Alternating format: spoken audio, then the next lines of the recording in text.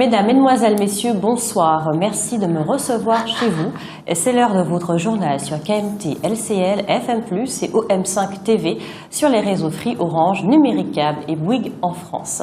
Je suis en compagnie ce soir de Roland Laouché. Roland, bonsoir. Bonsoir Catherine et merci de bien vouloir me recevoir moi aussi chez vous. Voici quelques sujets que nous vous proposons ce soir. Vous le savez certainement, le présumé djihadiste du Morne Rouge est en fuite depuis ce matin, mercredi. La Caisse d'allocation familiale et les communautés d'agglomération et de communes de la Martinique ont signé une convention territoriale globale.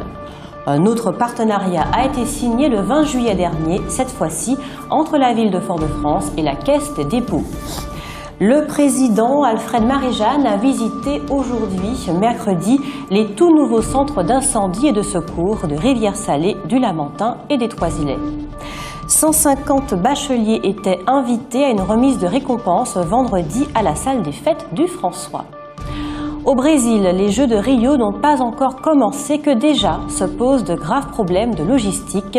Plus de détails dans cette édition. Prisonniers, et si leurs bracelets électroniques devenaient des objets connectés? C'est ce dont il sera question dans votre savoir et réfléchir. Voici un véritable scandale d'incompétence et d'irresponsabilité quant à la manière dont est organisée la sécurité, ou plutôt l'insécurité, dans notre île. A priori, ces propos peuvent sembler excessifs, mais c'est hélas ceux qui conviennent.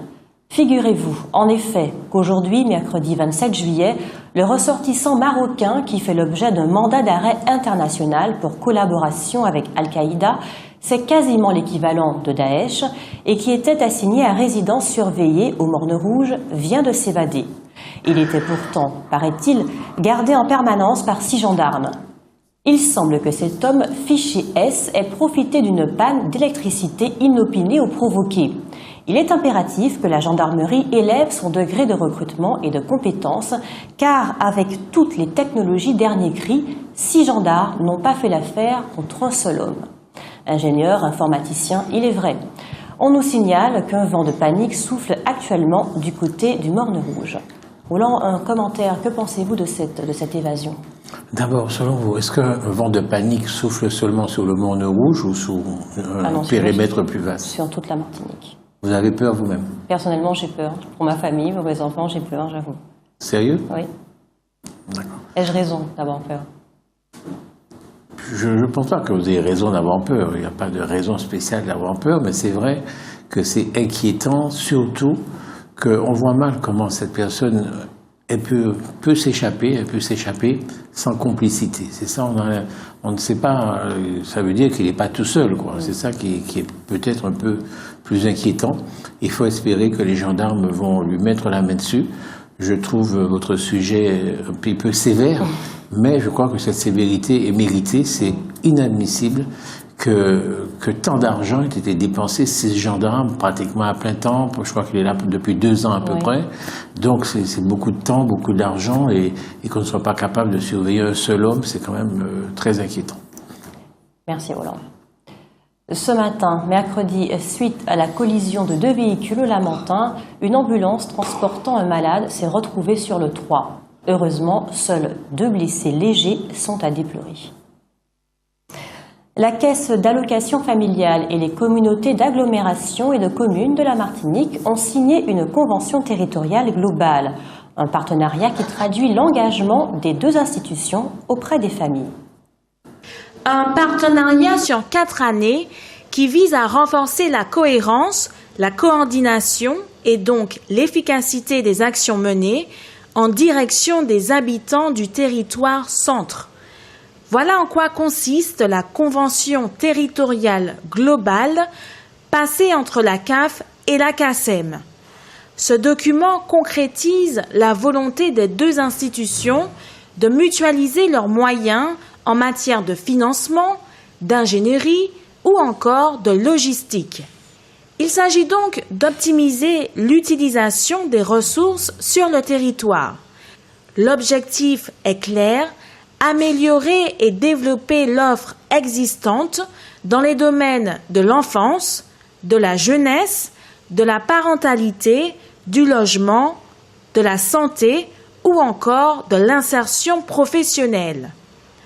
Pour Didier Laguerre, maire de la ville de Fort-de-France, ce partenariat est le gage d'un mieux vivre pour les familles des territoires de la CACEM, à savoir Fort-de-France, Schœlcher, Saint-Joseph et Lamentin.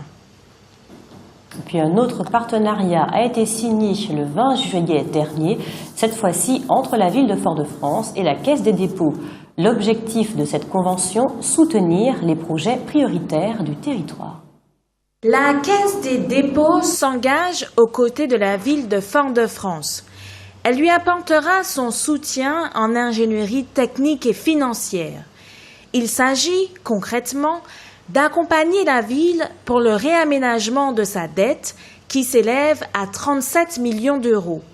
L'objectif étant de réduire les annuités et d'augmenter ainsi les capacités de financement pour la réalisation de projets. Selon le maire de Fort-de-France, ce sont 2 millions d'euros qui devraient être dégagés annuellement.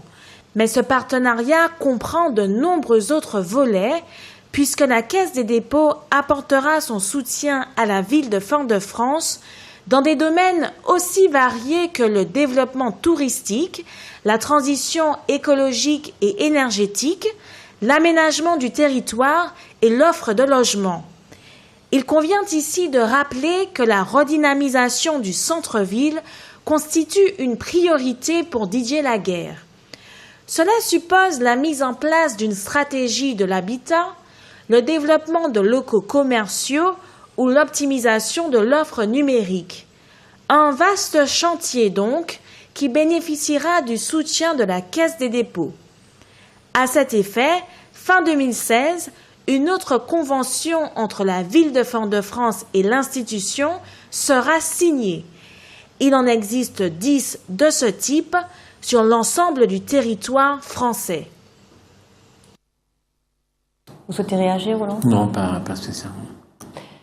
Le président Alfred Marie-Jeanne a visité aujourd'hui, mercredi, les tout nouveaux centres d'incendie et de secours de Rivière-Salée, du Lamentin et des Trois-Îlets.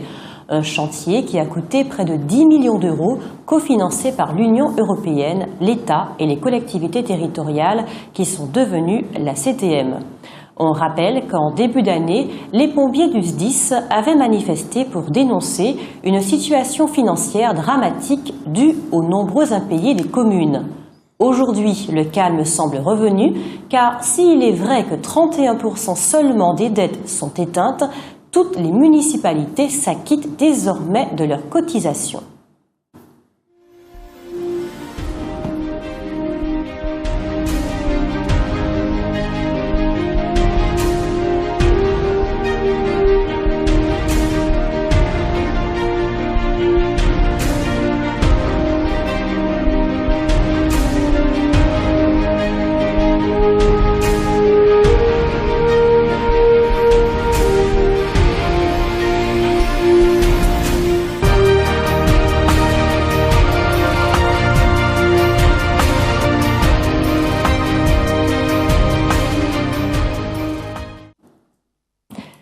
« 150 bacheliers étaient invités à une remise de récompense vendredi à la salle des fêtes du François. C'est avec une grande satisfaction que le sénateur-maire Maurice Antiste, accompagné de Marie-France Thinault, maire adjointe chargée de la culture et de la vie associative et conseillère de la CTM, ainsi que de Nicole Lagier, conseillère municipale du François, ont accueilli les récipiendaires.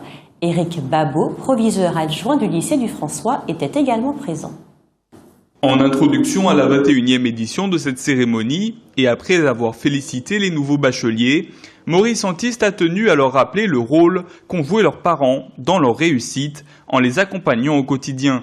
Puis il a fait place à deux jeunes lauréats, Mathias et Maëlys, pour qu'ils assurent l'animation de la remise des prix. Chacun des candidats a reçu cadeaux et félicitations sous les applaudissements des personnes présentes, dont de nombreux parents, bien entendu. Malgré une baisse relative des résultats depuis 2014, 2016 est un bon cru, avec 42 mentions assez bien 10 mentions bien et 3 mentions très bien, dont les titulaires Céline Bachelier, Yann Andy David Bertil et Luis Junior Berton ont reçu un ordinateur portable offert par la municipalité. À noter que Céline Bachelier, la bien nommée, est la majeure de la promotion du François avec une moyenne de 17,52 et 20 sur 20 dans 4 matières. Elle est aussi la première lauréate du prix Alizé de cette année et comme le veut la coutume, après les efforts, la fête. L'après-midi s'est terminé par une collation et une animation musicale de circonstance. Après le bac, la cérémonie de remise du diplôme Sciences et Technologies aux étudiants de l'Institut universitaire et technologique. Il s'agissait ce jour-là de remettre aux étudiants leur diplôme de licence professionnelle des métiers de la biotechnologie. 2 promotions étaient présentes. Au total, 22 étudiants fiers de recevoir le fameux sésame. Désormais, ils peuvent être assistants ingénieurs en biotechnologie, une discipline qui peut être appliquée à de nombreux domaines, la santé, l'agroalimentaire, l'environnement ou encore la biologie marine ou végétale. Car la biotechnologie, c'est avant tout la connaissance des êtres vivants par le biais de différentes technologies. Un avenir prometteur pour ces étudiants prêts à démarrer leur carrière professionnelle et un véritable plus pour ceux qui déjà en poste ont acquis, grâce à cette formation, de nouvelles compétences. Outremernews.fr, site d'information actualisé 24 heures sur 24, 7 jours sur 7.